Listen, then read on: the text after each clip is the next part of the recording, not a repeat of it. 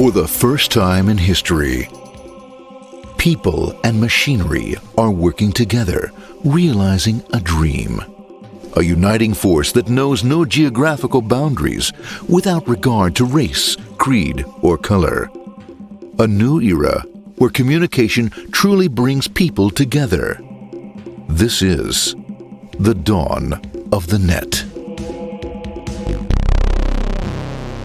Want to know how it works?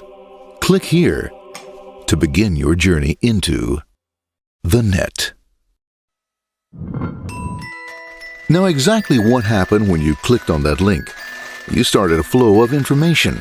This information travels down into your own personal mailroom, where Mr. IP packages it, labels it, and sends it on its way.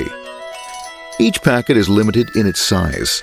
The mailroom must decide how to divide the information and how to package it. Now, the package needs a label containing important information, such as sender's address, receiver's address, and the type of packet it is.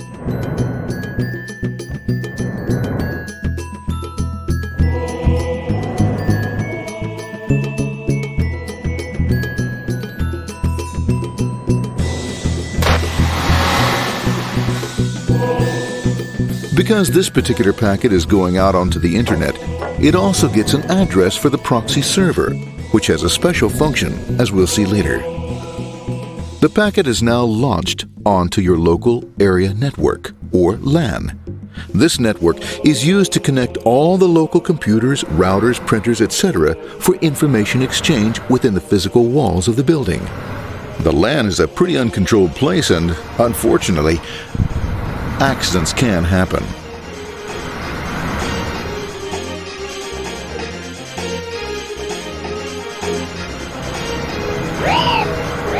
The highway of the LAN is packed with all types of information. These are IP packets, Novell packets, Apple Talk packets. They're going against traffic, as usual. The local router reads the address and, if necessary, lifts the packet onto another network. The router, a symbol of control in a seemingly disorganized world. Whoops, sorry about that. Let's go with this one here, this one here. This one goes here, this one goes here. I don't like this one. Let's go with this one, let's go here. A little bit left, let's go with this one here. Another channel here. Let's put that one here. Another one there. Let's put that one here. There he is, systematic, uncaring, methodical, conservative, and sometimes not quite up to speed. Sorry. But at least he is exact, for the most part. That one goes there, that one goes there, that one goes there, and this one goes there. Oh, another one goes there, that goes there. He's fine. Let's go there, that goes there, that goes there. He goes there. Oh, let's put that one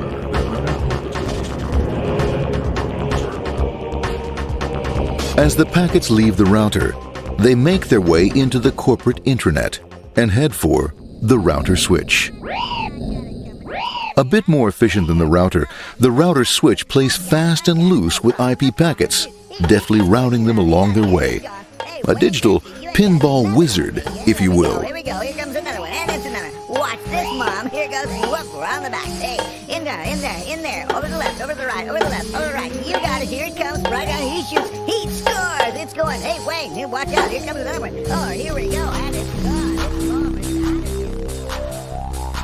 As packets arrive at their destination, they're picked up by the network interface, ready to be sent to the next level. In this case, the proxy. The proxy is used by many companies as sort of a middleman in order to lessen the load on their internet connection, and for security reasons as well. As you can see, the packets are all of various sizes, depending upon their content.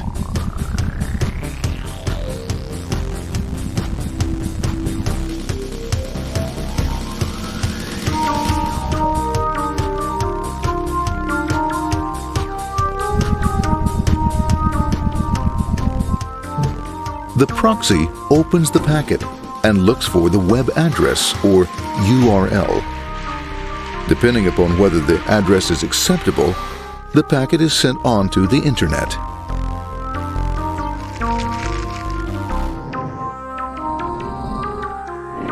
There are, however, some addresses which do not meet with the approval of the proxy, that is to say, corporate or management guidelines.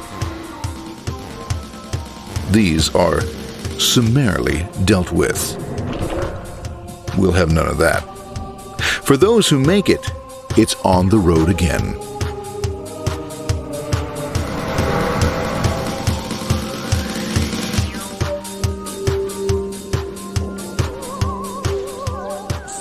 Next up, the firewall.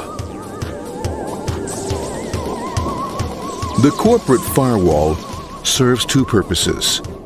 It prevents some rather nasty things from the internet from coming into the intranet, and it can also prevent sensitive corporate information from being sent out onto the internet.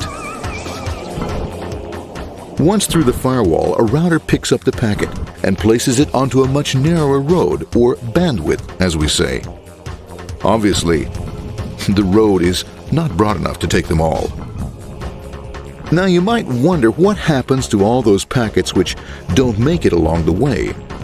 Well, when Mr. IP doesn't receive an acknowledgement that a packet has been received in due time, he simply sends a replacement packet. We are now ready to enter the world of the Internet.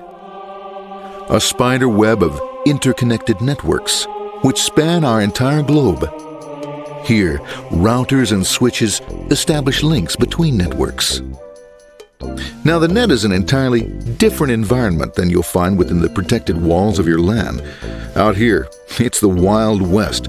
Plenty of space, plenty of opportunities, plenty of things to explore and places to go. Thanks to very little control and regulation, new ideas find fertile soil to push the envelope of their possibilities.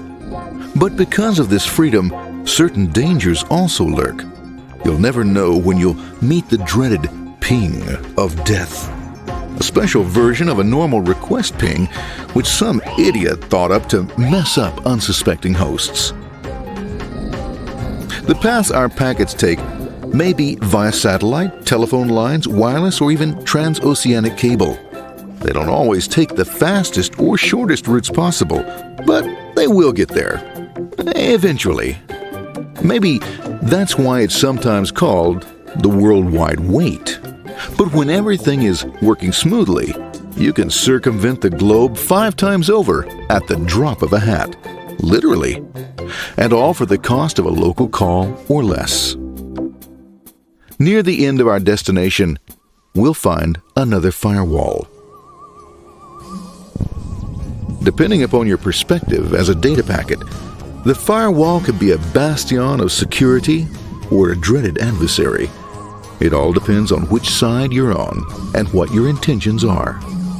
The firewall is designed to let in only those packets that meet its criteria. This firewall is operating on ports 80 and 25.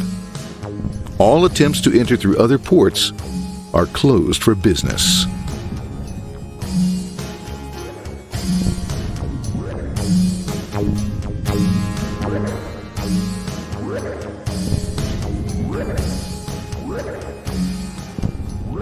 Port 25 is used for mail packets,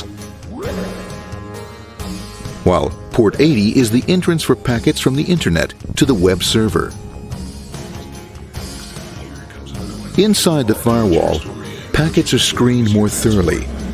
Some packets make it easily through customs, while others look just a bit dubious. Now, the firewall officer is not easily fooled, such as when this ping of death packet tries to disguise itself as a normal ping packet. It's okay, go on, it's okay, no problem. Have a nice day. We out of here. Bye. For those packets lucky enough to make it this far, the journey is almost over. It's just a lineup on the interface to be taken up into the web server. Nowadays, a web server can run on many things, from a mainframe to a webcam to the computer on your desk, or why not your refrigerator? With a proper setup, you can find out if you have the makings for chicken cacciatore or if you have to go shopping. Remember, this is the dawn of the net. Almost anything's possible. One by one, the packets are received, opened, and unpacked. The information they contain, that is, your request for information, is sent on to the web server application.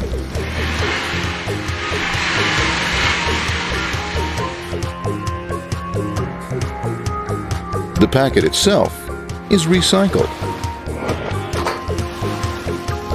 ready to be used again, and filled with your requested information.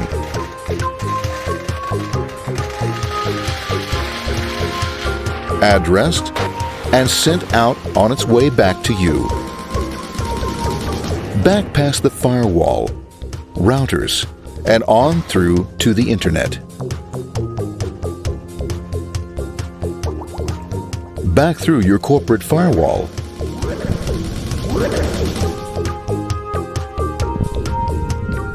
And onto your interface. Ready to supply your web browser with the information you requested. That is, this film.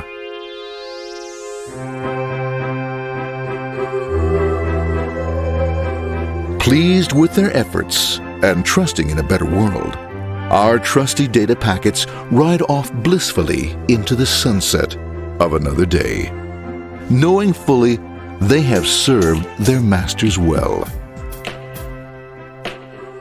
Now, isn't that a happy ending?